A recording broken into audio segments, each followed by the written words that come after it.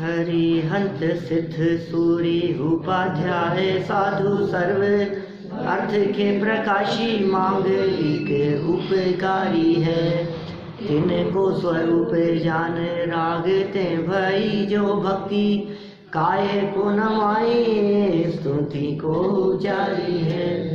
धन्य धन्य तीन ही ते काज सब आज भाए कर जोड़े बारे बारे वंदना हमारी है।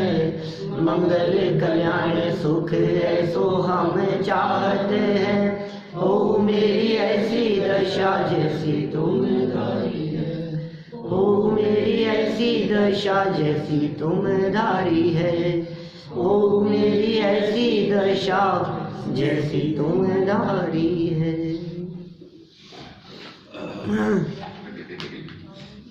षट्र चूड़ामणि नामक यह ग्रंथ 5वां लंब यहाँ अपना चल रहा था। घटनाक्रम कुछ इस प्रकार का घूम गया कि जीवंदर कुमार के जो शत्रु थे, माने काष्टांगार नामक राजा जो इस नगरी का राजा बन गया है, वह जीवंदर कुमार से कई कारणों से अत्यधिक क्रोधित हो गया। क्रोधित होने का कारण यहाँ बतलाए गए और अंतिम जो कारण बना वो था उसके प्रिय हाथी को अपमानित कर देना, हरा देना, पराजित कर देना। फिर काष्टांगार ने अपनी सेना, अपने सिपाहियों को भेजा कि जाओ जीवंदर कुमार को बंदी बनाकर ले आओ। और चारों तरफ से जीवंदर कुमार को घेर लिया गया। और एक बहुत सुंदर उपमा यहाँ दी गई थी। शेर को चारों तरफ से यदि हिरण घेर लेवे तो शेर के क्या फर्क पड़ता है? यानी कोई फर्क नहीं पड़ता। तो जीवंदर कुमार सिपाहियों को पीटने लगे, मारने लगे। और जीवंधर के पिता आ गए, सेठ गंधोत्कट, उन्होंने रोका, जीवंधर को पीछे से बांध लिया और सेना के सुपुर्द कर दिया। देखिए अब बात बढ़ती है आगे। काष्टांगार की क्रूरता 12 नंबर श्लोक है, 245 नंबर यह पेज है। दृष्ट्वापि तं तथा भूतं हन्तुमाह स दुर्मतिः सतां हि भवता शान्त्यै खलानां दर्प कारणम्।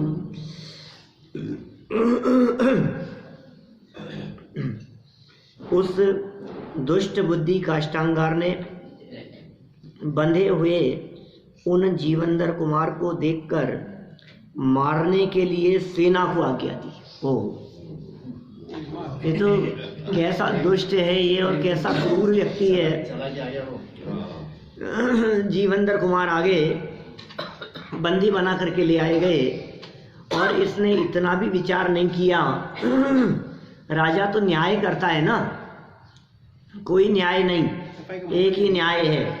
उसको सफाई में अपनी बात कहने का मौका ही नहीं, और सेना को कह दिया इसे मार दो। नीतिकार क्या कहते हैं?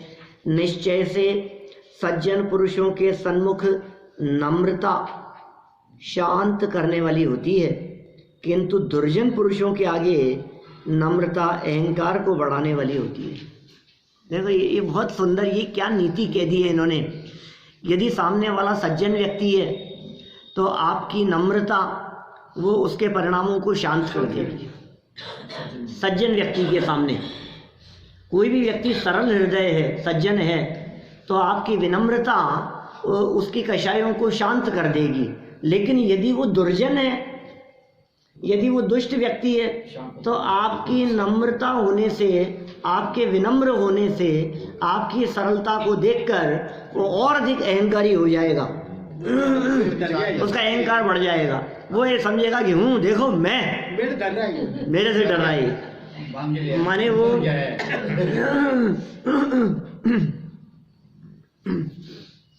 तो क्या ये विचार करना चाहिए काम विनम्र होना है और काम विनम्र नहीं होना है?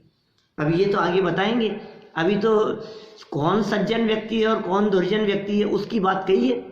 विनम्र होने वाले के संदर्भ में तो कोई कमेंट नहीं किया। जो व्यक्ति विनम्र हो रहा है वह तो अच्छा ही है, चाहे वो दुर्जन हो सामने चाहे सज्जन हो। लेकिन यदि सामने वाला सज्जन है तो आपकी विनम्रता से शांत हो जाएगा, और सामने वाला यदि दुर्जन है तो आपकी विनम्रता का गलत फायदा उठाएगा और उसका अहंकार और अधिक बढ़ जाएगा। आपको तो फल अच्छा लगेगा। देखिए सरल अर्थ में क्या कहते हैं, वह दुष्ट क्रूर बुद्धि काष्टांगार हाथ बंधे हुए जीवंदर कुमार को सामने देखकर भी सेना को उन्हें जान से मारने की आज्ञा दे देता है। उसको ऐसा लगा कि मेरी सेना पकड़ लाई इसको, उसको अभी इस बात का पता थोड़ी ना है।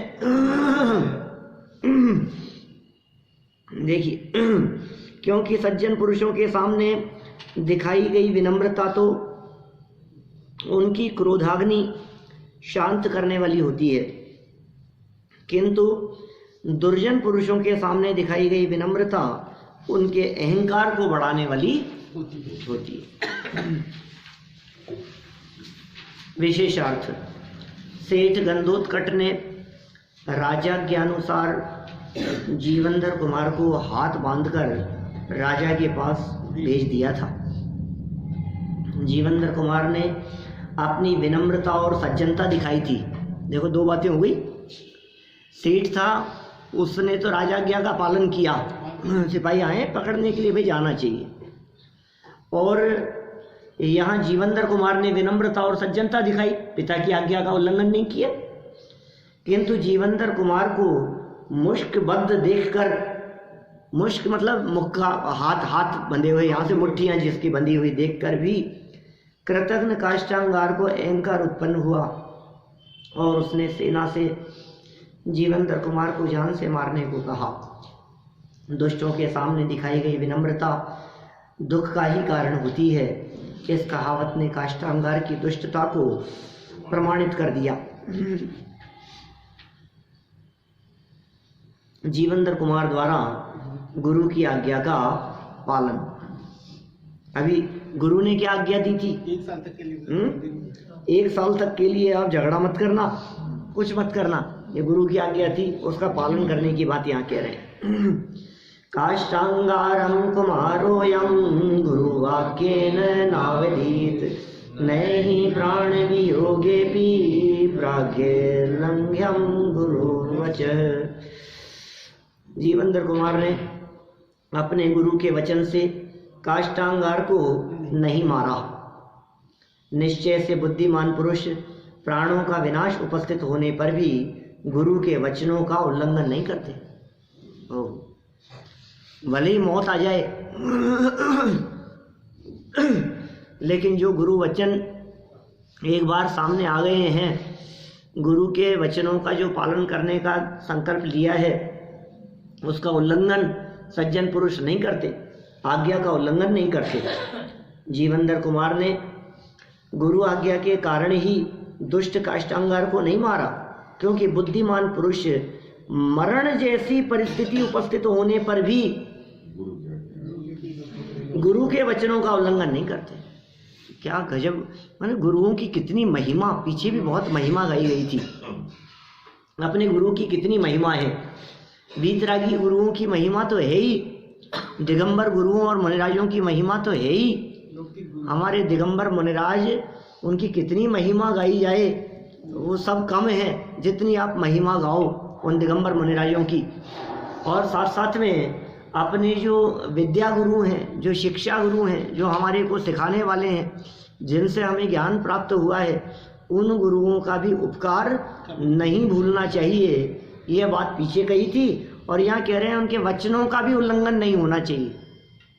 जो बात कह दी सो कह दी, कोई उसमें इफ एंड बट नहीं है उसमें, ये ऐसा क्यों, नहीं मेरी भी सुन तो लो, मैं बात कह रहा हूँ उसको भी, कुछ नहीं, जो गुरु ने कह दिया सो स्वीकार है।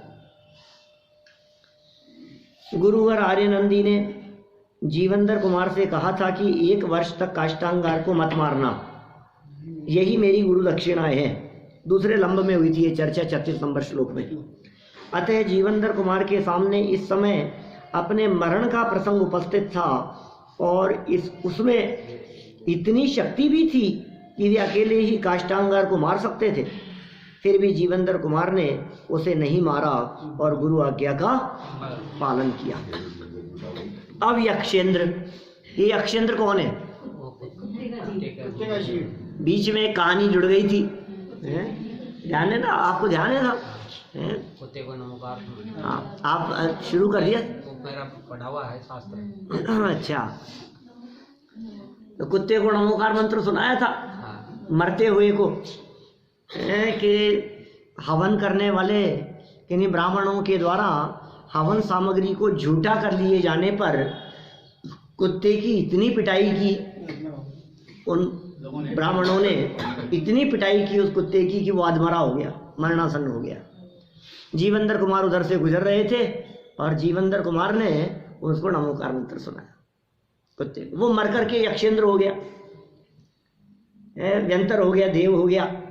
अब वहां से वो देव बन करके वापस लौट करके आया और आने के बाद उसने जीवनधर कुमार को 3 वरदान दिए, 3 वचन दे दिए। वो यक्षेंद्र ये सहयोग करने के लिए आ जाएगा। अभी देखो यहाँ, हाँ देखो 247 नंबर पेज पर क्या कह रहे हैं?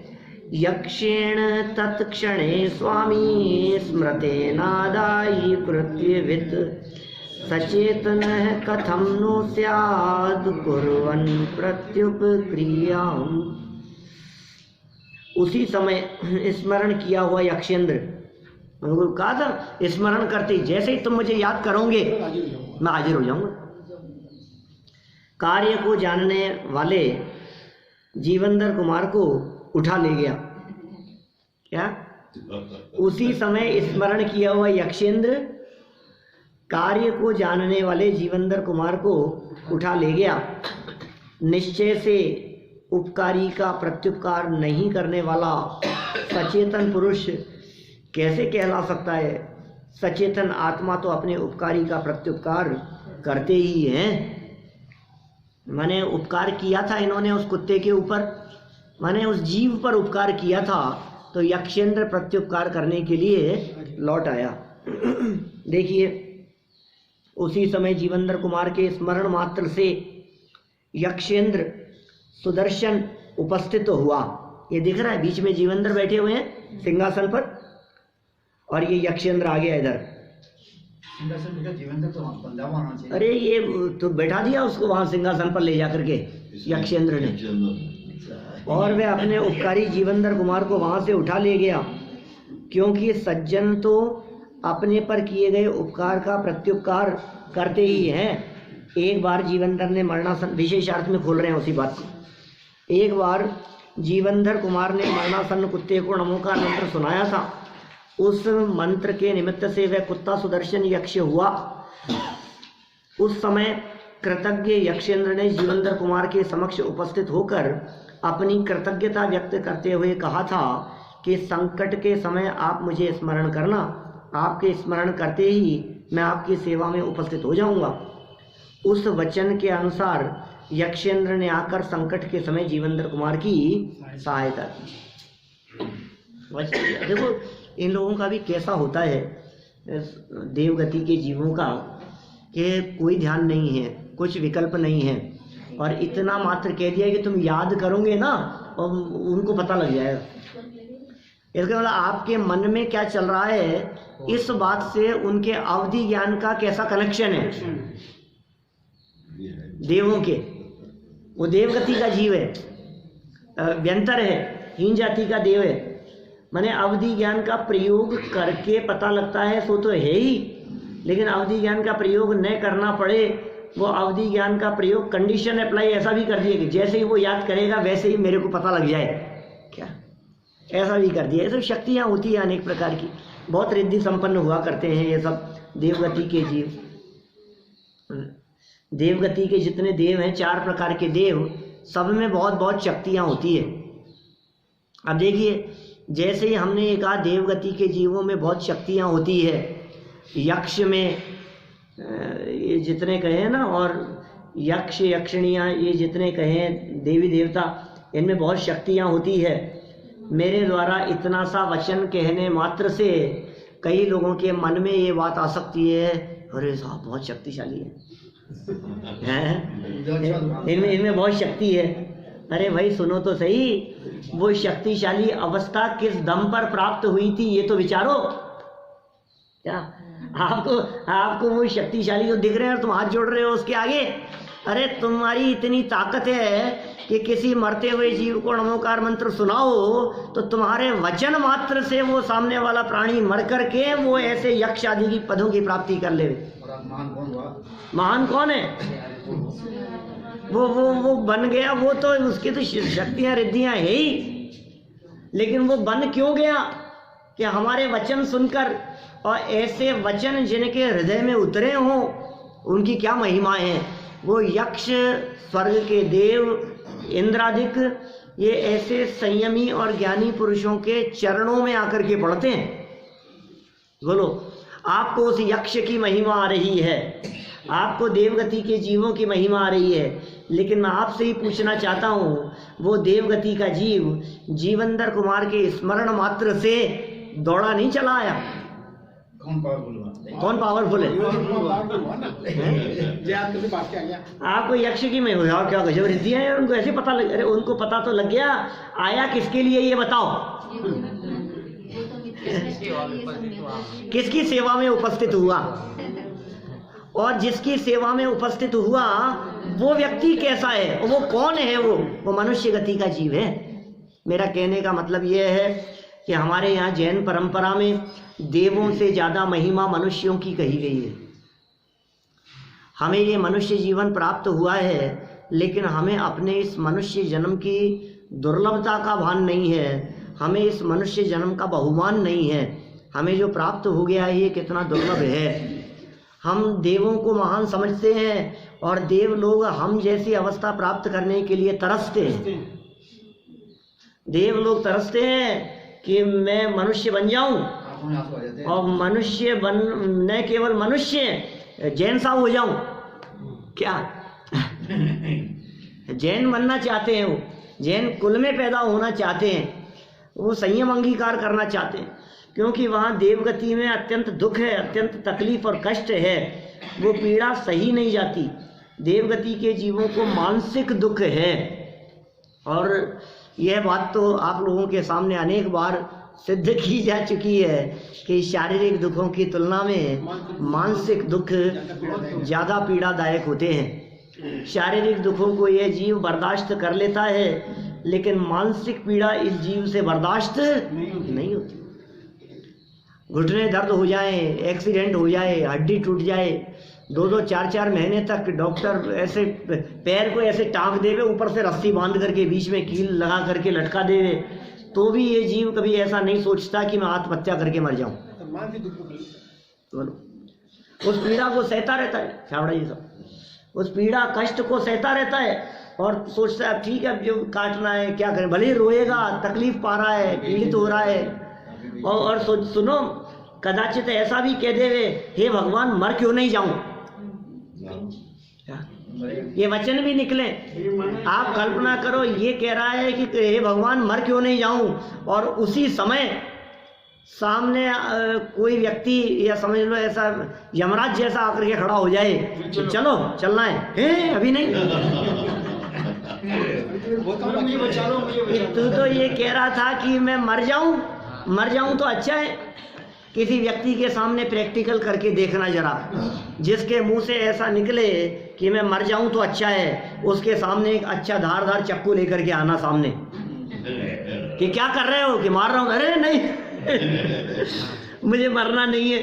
कि तुम तो दिन रात रट लगाए रहते हो कि मर जाऊं है, मरने की रट तुमने लगा रखी है। ये जीव मरना नहीं चाहता सच में। तो साहब आप तो कह रहे हो मरना नहीं चाहता है, लेकिन हमने तो बहुत से लोग ऐसे देखे हैं जो आत्महत्या कर लेते हैं। भाई जो आत्महत्या करते हुए जीव दिखाई देते हैं, वे जीव शारीरिक कष्ट के कारण आत्महत्या नहीं करते, वे मानसिक दुख के कारण आत्महत्या करते हैं।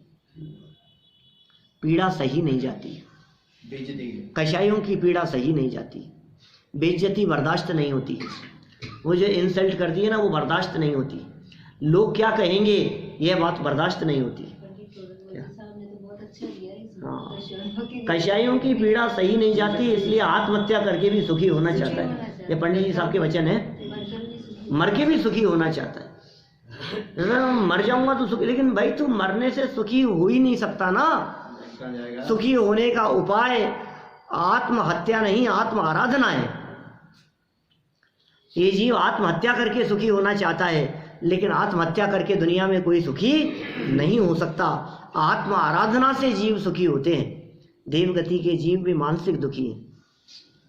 कभी ऐसी घटना आपने नहीं देखी होगी कि घुटनों में दर्द था और जहर खा के मर गया, पेट दर्द था और जहर खा करके मर गया। लेकिन ऐसी घटनाएं तो हमने कई बार पढ़ी सुनी हैं। इतनी तकलीफ और इतनी पीड़ा हुई पिताजी के डांट देने पर कि बेटा घर से निकला और लौट के नहीं आया, या कर्जे वगैरह में डूब जाता है, मानसिक पीड़ा से। हाँ, कर्जे में डूब जाता है, मानसिक पीड़ा, बहुत तरह की बातें हो सकती है इस तरह की। कितनी घटनाएं, रिजल्ट लेने के लिए गया था और वापस ही नहीं आया। ये क्या हुआ? पिता ने कहते था कि फेल हो गया तेरे, फेल हो गया तो आना मत घर में, पिताजी ने डांट दिया था, ये आया ही नहीं। क्या ये क्या हुआ? किसी ने कुछ कह दिया और जाकर के आप, ये क्या हुआ मैं आपसे पूछना चाहता हूँ। तकलीफ कहाँ हुई? सर में, पेट में, पैरों में, कहाँ तकलीफ हुई? दिक्कत कहाँ थी? कि दिक्कत बाहर में नहीं थी, दिक्कत तो मन में थी, पीड़ा तो मानसिक थी। मानसिक पीड़ा होने पर, माने चित्त अव्यवस्थित होने पर यह जीव आत्महत्या करने को तैयार हो जाता है। इसका मतलब ये मानसिक दुख कितने खतरनाक हुआ करते हैं। और सुनो, देवगति के जीवों में मानसिक दुख ही होते हैं। शरीर तो बहुत सुंदर है, देवगति के जीवों के शरीर में रोग नहीं होता, शरीर में बीमारियां नहीं होती, शरीर तो सर्वांग सुंदर है, शरीर में कोई कष्ट नहीं है। लेकिन मानसिक पीड़ा वहां देवगति में बहुत है। लेकिन एक माइनस पॉइंट भी है, मानसिक पीड़ा तो बहुत है लेकिन आत्महत्या करने की वहां फैसिलिटी नहीं माने वो देवगति के जीव वो आत्महत्या भी नहीं कर सकते। उनके तो ईर्ष्या से दुख है, मानसिक दुख है, आदेश के पालना करनी पड़ती है। मैं भी देवगति के दुखों की चर्चा में नहीं करना चाहता। अभी हमने बहुत चर्चाएं बहुत बार यहाँ सभा में की है, माने बहुत बहुत कष्ट है जी। बोलो, तो अनगिनती बातें हैं। अंत में बिल के 6 माह कहें हम कैसे उनको। चारों गति की दशा बहुत दयनीय है। स्वर्ग की भी दशा अच्छी नहीं है। दूर के ढोल सुहावने, ऐसी हालत है। यहाँ से देख देख करके हमारे को अच्छा लग रहा है, दूसरे की थाली में घी नजर आता है। स्वर्ग, ओ स्वर्ग, स्वर्ग, स्वर्ग का स्वर्ग। ये देखो, ये ऊपर से पुष्प वृष्टि करने के लिए तैयार हो गए देव। क्यों, किसके लिए, ये तो बताओ।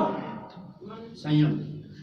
अरे तुमने आज्ञा दी और दौड़ा चला आए, वो कौन है तुम्हारा? नौकर। जैसे याद किया, ऐसे ऐसे नौकर हमने देखे हैं कि जिनको सेवा में लगा रखा हो। और ध्यान रखना, तो यदि हम उठने के लिए तैयार हो ना तो दौड़ करके चले आते हैं मालिक को उठाने के लिए। ऐसे ऐसे सेवाभावी नौकर होते हैं। तो यहाँ जीवंदर कुमार को कष्ट हुआ और मन में सोचा और दौड़ते चले आए सेवा के लिए कि कौन? यक्षेंद्र। नौकर मत काम करते हैं ये देवगति के जीव। मनुष्य गति के जीवों के लिए हमें अपनी महिमा आनी चाहिए। देखिए क्या हुआ यहाँ, वो यक्षेंद्र आ गया और उसने जीवंदर कुमार की सहायता की। अब क्या हुआ भाई, देखो, काष्टांगार के व्यवहार से प्रजा का दुखी होना। अतिमात्र शुचालोक पुनरेव मचिंतयत गुणज्ञो लोक इत्येषा किं वदन्ति सुनृतम्। फिर प्रजा ने अत्यंत शोक से इस प्रकार विचार किया, लोग गुणों के जानने वाले होते हैं, यह किंवदंती बिल्कुल सत्य है। लोग होते हैं गुणों के जानकार, गुणों को जानने वाले लोग भी दुनिया में होते ही हैं। दुष्ट काष्टांगार ने जीवेंद्र कुमार को मृत्युदंड दिया है। यह जानकर प्रजा अत्यंत दुखी हुई, क्योंकि यह सर्वमान्य कहावत है कि मनुष्य गुणग्राही होते हैं और गुणों का आदर करते हैं। यक्षेंद्र जीवेंद्र कुमार को ले गया है और वे पूर्ण सुरक्षित हैं। यह बात आम जनता को मालूम ही नहीं है अभी। उन्होंने तो काष्टांगार द्वारा जीवेंद्र कुमार को मृत्युदंड दिए जाने का ही समाचार सुना है, अतः वह अत्यंत दुखी है। प्रजा के दुख से प्रकट होता है कि मनुष्य गुणज्ञ होते हैं और गुणी जनों का आदर करते हैं, अन्यथा प्रजा शोक प्रकट क्यों करती? क्या होता है ऐसा? न केवल जीवेंद्र कुमार के प्रसंग में इस तरह की बातें प्रजा के संबंध में आपको कई घटनाओं में मिलेगी। रामचंद्र जी को 14 वर्ष का वनवास सुनाया गया दशरथ के माध्यम से, कैकेयी के कहने पर, तो प्रजा का क्या हाल हुआ बताओ। अपने चहेते राजकुमार जिनका प्रातः काल राज्याभिषेक होने वाला है, रामचंद्र जी का राज्याभिषेक होने वाला था, वे राजा बनने वाले थे।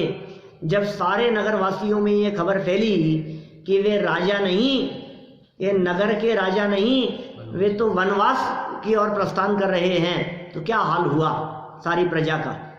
माने प्रजाजन, जगत में मनुष्य गति के जीव सज्जन होते हैं, गुणग्राही भी होते हैं, गुणों के प्रति बहुमान करने वाले भी होते हैं, अन्यथा प्रजा शोक प्रकट क्यों करती। काष्टांगार की दुष्टता पर विचार। अतिलोकमिदं शाठ्यं काष्टांगारस्य दुर्मतेः एतावदेव किं शाठ्यं स्वामी द्रोहाद् बिभ्यतः। दुष्ट बुद्धि काष्टांगार की यह दुष्टता लोक को भी उल्लंघन कर गई, अथवा अपने स्वामी के द्रोह से नहीं डरने वाले काष्टांगार की इतनी दुष्टता क्या अधिक है। दुष्ट बुद्धि काष्टांगार ने निरपराधी और गुणवान जीवेंद्र कुमार को मृत्युदंड देकर अपनी भयंकर दुष्टता का ही परिचय दिया है। जो अपने स्वामी सत्येंद्र के प्रति राजद्रोह करने से नहीं डरा, उस दुष्ट काष्टांगार की ये दुष्टता कुछ अधिक नहीं है ना। ये कह रहे हैं इस तरह की बात, ये यहाँ आचार्य देव ये कह रहे हैं, प्रजा भी इस तरह का विचार कर रही है, अरे ये तो दुष्ट पहले ही था। जो अपने स्वामी का मरण कर सकता है, उसके प्रति विद्रोह कर सकता है, उसका राज्य हड़प सकता है, वो प्रजा के किसी भी साधारण आदमी को मृत्युदंड दे देवे तो कौन से आश्चर्य की बात है। ये दुष्ट तो है। ये राजद्रोह करने में सभी प्रकार के द्रोह समाहित हो जाते हैं। ओह, राजद्रोही की निंदा की गई थी पहले बहुत, और हमने राजद्रोह के संदर्भ में बहुत सारी बातें कही थी। गवर्नमेंट के साथ में अन्याय नहीं होना चाहिए। आप कानून का पालन करें, कानून व्यवस्था का पालन करें, आप सहयोग करें, राज्य कार्य के अंदर किसी तरह का व्यवधान उपस्थित नहीं करें। आप सड़क ना खोदें, सड़क यदि आपने किसी वजह से खुदवाई है तो आप उसे बनवाएं। आप नगर निगम के नियमों का पालन करें। आप अपने यहाँ जो लेफ्ट साइड में चलना है, रेड लाइट क्रॉस नहीं करनी है, कि सारे ये सब राज्य नियम हैं, उनका पालन करें। और कदाचित किसी तरह की कुछ त्रुटि हो जाने पर कोई दंड यदि दिया जाए तो उस दंड को आप सही स्वीकार करें। माने राजद्रोह नहीं होना चाहिए, देशद्रोही नहीं होना चाहिए। राजद्रोह मतलब देशद्रोही नहीं होना चाहिए। राजद्रोह करने में सभी प्रकार के द्रोह समाहित हो जाते हैं, इसमें 5 प्रकार के पाप भी गर्भित हो जाते हैं। अतः ऐसे राजद्रोह की दुष्टता करने वाले काष्टांगार द्वारा एक वणिक पुत्र को, प्रजा को मालूम है वो बनिया का बेटा है, गंधोत्कच सेठ है, सेठ का बेटा है ना जीवेंद्र कुमार। प्रजा क्या समझ रही है, बनिए का बेटा है, तो जो राजा के प्रति विद्रोह कर सकता है, बनिए के बेटे को मृत्युदंड देना विशेष दुष्टता कैसे हुई। काष्ठांगार की दृष्टि में तो जीवंतर कुमार एक वैश्य पुत्र ही है। उसे अभी ये पता ही नहीं है कि जीवंतर कुमार राजा सत्येंद्र के ही पुत्र हैं। देखिए यमराज भी पक्षपाती, क्या कह रहे हैं, समवर्त्यपि दुर्वृत्ति राशि दणक भूपवत नय सार तया हंत सोपी गृह्णाति दुर्जनान। खेद है, सबके साथ एक सा बर्ताव करने वाला यमराज भी दुष्ट राजा के सदृश दुराचारी हो गया। नीतिकार कह रहे हैं, कैसे कैसे दुराचारी, अरे मारने के लिए समय आया, वो बिना मारे चला गया यमराज। निश्चय से वह यमराज भी सार रहित होने से दुर्जनों को ग्रहण नहीं करता।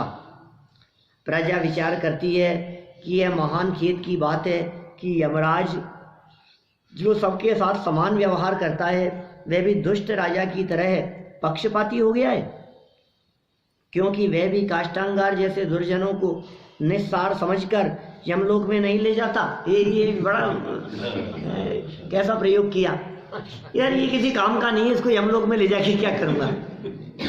ये काष्ठांगार वहां दुष्ट है, इस बेकार को वहां ले जाके क्या करूंगा। ऐसा एक प्रयोग भक्तामर स्तोत्र में किया मानतुंगाचार्य देव ने। उन्होंने कहा, दोषैरुपात विविधाश्रय जात गर्वै स्वप्नांतरे न कदाचित पीक्षितोसी। क्या मतलब है, दोष जितने थे ना ये आदिनाथ भगवान, आप में से सारे दोष आपने निकाल दिए, अपने घर से बेघर कर दिया उनको। किनको? दोषों को निकाल दिया ना, तो उन दोषों को घमंड हो गया। क्यों? किस बात का? जात गर्वई विविध आश्रय। वो दोष निकलते निकलते क्या कहने लगे कि हे ऋषभदेव, तुमने निकाल दिया तो कोई बात नहीं, हमें आश्रय देने वाले दुनिया में बहुत लोग हैं। दोषै उपात्त विविधाश्रय जात गर्वई। दोषै उपात्त माने प्राप्त करके, विविध आश्रय अनेक प्राणियों का, संसारी प्राणियों का आश्रय करके, जात गर्वई घमंड को प्राप्त हो गए। वो दोष, वो दुर्गुण स्वप्ना। और वो फिर क्या करते हैं कि जिनको आश्रय देने वाले जगत के लोग मिल गए, स्वप्नांतरेपि, सपन में भी वे दोष हे आदिनाथ भगवान अब आपकी तरफ आंख उठा करके कभी नहीं देखेंगे। स्वप्नांतरेपि न कदाचित पीक्षितोसी। हे जनेंद्र देव, आपको वो स्वप्न में भी कभी वे दोष नहीं देखेंगे। माने जिस तरह का प्रयोग वहां किया गया दोषों के संदर्भ में कि हे आदिनाथ भगवान, आप में दोषों को धारण करने की जरूरत नहीं है ना, क्योंकि और बहुत लोग हैं। ऐसे ही यहाँ ये कह रहे हैं कि भाई ये जो यक्षेंद्र था उसने सोचा कि मुझे ऐसे दुष्ट व्यक्तियों की जरूरत नहीं है, क्योंकि ये दुष्टों की जगह तो ये लोक ही अच्छा है। इस दुष्ट को परलोक में ले जाके क्या करूंगा, वहां भी उपद्रव मचाएगा कुछ ना कुछ।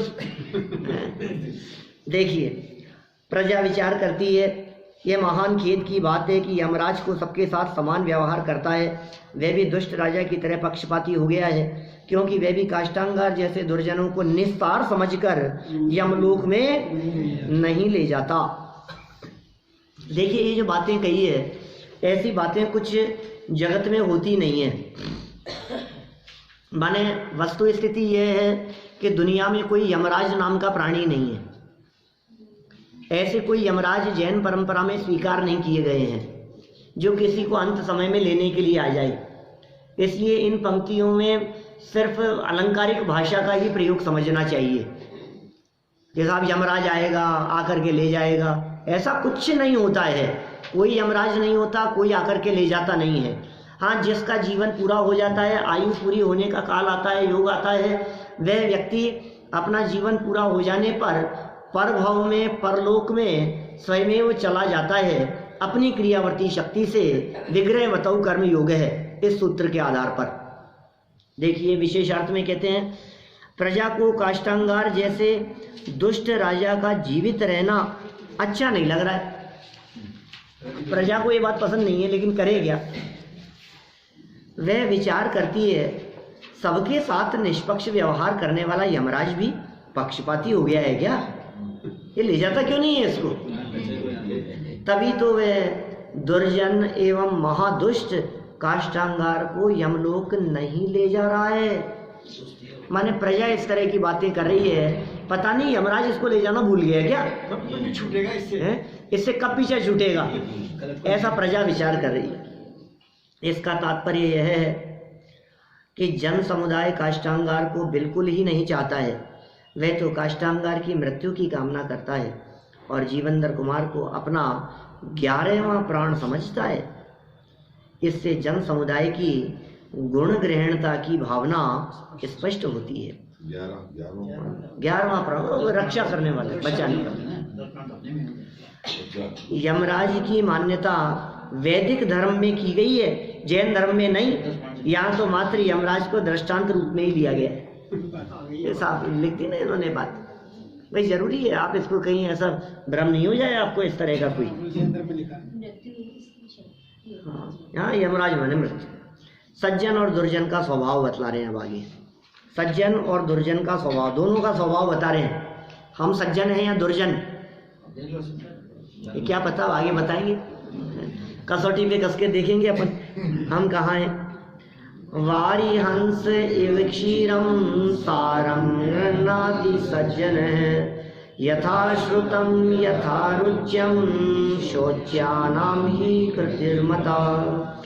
सज्जन पुरुष जल में से दूध ग्रहण करने वाले हंस के सदृश वस्तु का सार ग्रहण कर लेते हैं।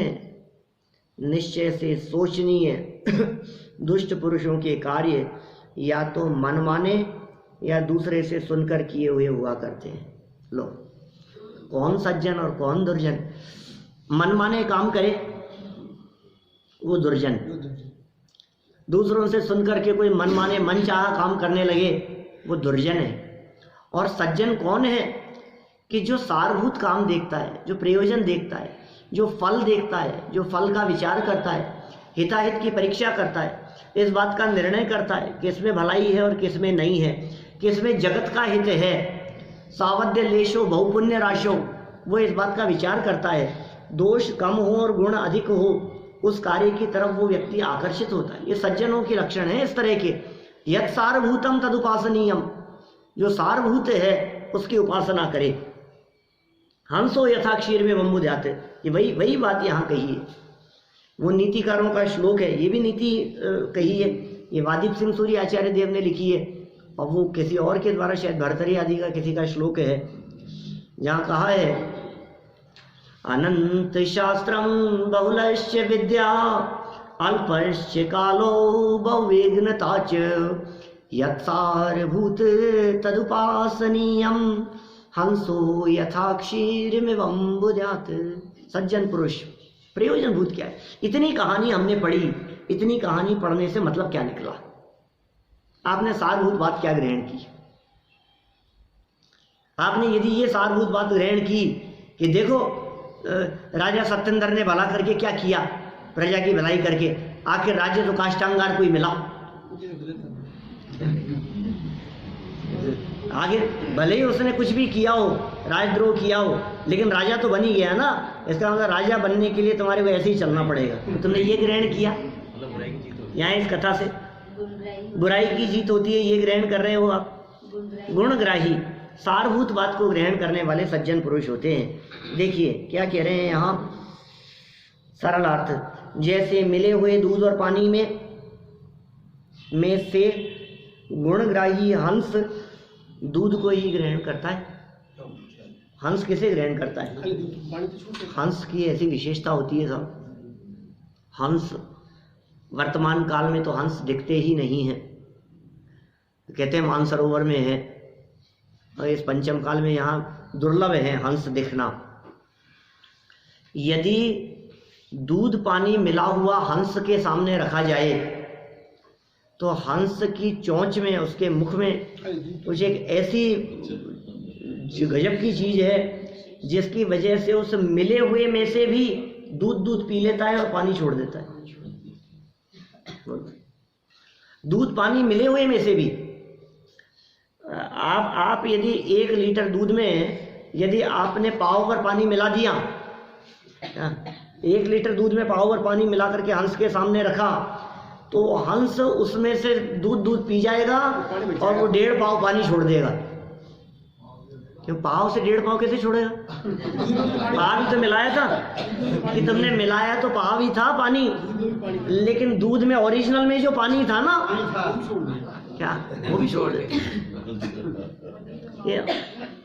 वो असली चीज ग्रहण करता है, वो हंस की ऐसी चीज सामर्थ्य। हाँ, तो ये यहाँ इन्होंने उसका उदाहरण देकर के बात कही, जैसे मिले हुए दूध और पानी में गुणग्राही हंस दूध को ही ग्रहण करता है क्या, वैसे ही सज्जन पुरुष किसी घटना विशेष या व्यक्ति से आत्म कल्याण परक सारभूत विषय ही ग्रहण करते हैं। किसी घटना में क्या ग्रहण किया आपने, सारभूत बात को ही ग्रहण करेंगे। शरीर और आत्मा इन दोनों के मिले हुए में से सज्जन पुरुष, ज्ञानी पुरुष सारभूत आत्मा को ग्रहण करते हैं और जल के समान इस देह को छोड़ देते हैं। उनकी दृष्टि देह से भिन्न आत्म तत्व की तरफ रहती है, देह से दृष्टि हटती है और आत्म तत्व की तरफ दृष्टि जमती है। क्योंकि ज्ञानी व्यक्ति सज्जनों के समान है। संत चित्त मराल वृंद रमे नित्य ज्ञानी। आप जानते हैं क्या जनवाणी स्तुति की लाइनें हैं? संत चित्त, संत व्यक्तियों का, सज्जन पुरुषों का जो चित्त है वो मराल वृंद, मराल शब्द का अर्थ है हंस और वृंद माने समूह। मराल वृंद माने हंसों के समूह की तरह है सज्जन व्यक्तियों का चित्त। संत चित्त मराल वृंद रमे नित्य ज्ञानी, साची तो गंगा ये वीतराग वाणी। ये वीतराग वाणी के संदर्भ में वो ऐसी बात कही। देखिए, सज्जन पुरुष घटना विशेष या व्यक्ति विशेष से आत्म कल्याण परक सारभूत विषय के ही ग्रहण करते हैं, और दुर्जन क्या करते हैं भाई? जनश्रुति और अपनी व्यक्तिगत अभिरुचि के आधार पर ही कार्य करते हैं। वे कुछ भी सार का विचार ही नहीं करते, व्यक्तिगत अभिरुचि के अनुसार काम करेंगे। क्या भला है, क्या बुरा है, क्या अच्छा है, क्या नहीं है, इसका वे विचार नहीं करते। चलिए विशेषार्थ पढ़ के बात को अपन यहाँ पूरी करते हैं। काष्ठांगार तो दुर्जनों का शिरोमणि है, दुष्ट शिरोमणि है काष्ठांगार। तो उसे सार का विचार ही नहीं है, अतः उसने जीवंदर कुमार को मृत्युदंड का आदेश अपनी व्यक्तिगत रुचि और द्वेष बुद्धि से दिया है। ये दुष्ट व्यक्तियों का चित्त इसी प्रकार का होता है। अपनी दुष्ट बुद्धि का परिचय देते हुए उन्होंने व्यक्तिगत मान्यता से मृत्युदंड का आदेश दे दिया गया। व्यक्तिगत रुचि और द्वेष बुद्धि, पहले 2-3 कारणों से जो द्वेष बुद्धि चली आ रही थी, उस द्वेष बुद्धि से यार ये दुष्ट है, इसको मार दो, ये रहेगा तो फिर कभी अपना अपमान करेगा, ये नहीं रहना चाहिए। ऐसे लोगों की जरूरत नहीं है मेरे को नगर में जो लोग मेरी बेइज्जती करें। मुझे प्रजा में वही लोग चाहिए जो मेरे अनुसार चले। ऐसे दुर्जन व्यक्तियों का चित्त ऐसा होता है। देखिए, जिस कार्य के लिए हंस क्षीर न्याय का बल नहीं है, जिस कार्य के लिए हंस क्षीर न्याय का बल नहीं है तथा आगम की पवित्र परंपरा नहीं है, वह कार्य अच्छा हो ही नहीं सकता। ओह, बड़ी गजब की बात कह दी है। क्षीर नीर न्याय कहा गया है, हंस क्षीर न्याय। न्याय शास्त्रों में कई तरह के न्याय बतलाए गए हैं, उसमें एक हंस क्षीर न्याय की बात कही है। हंस क्षीर न्याय, दूध का दूध पानी का पानी, बोलचाल की भाषा में कहते हैं अपन न्याय। साहब ये इसने बिल्कुल दूध का दूध पानी का पानी कर दिया, मैंने न्याय किया है। तो हंस क्षीर न्याय भी दूध का दूध करने वाला न्याय है। जिसके पास ये नहीं है, जिसके कार्य में हंस क्षीर न्याय का बल नहीं है, वो आगम की पवित्र परंपरा नहीं है।